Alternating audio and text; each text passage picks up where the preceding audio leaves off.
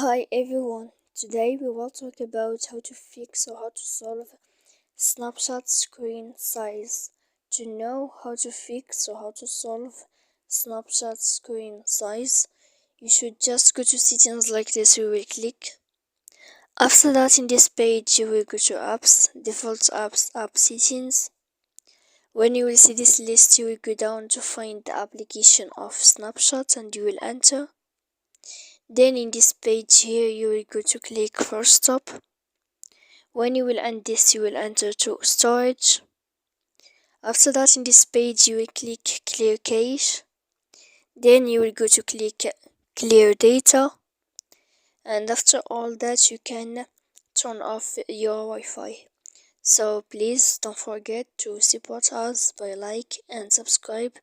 See you next time in another video, and thank you for watching.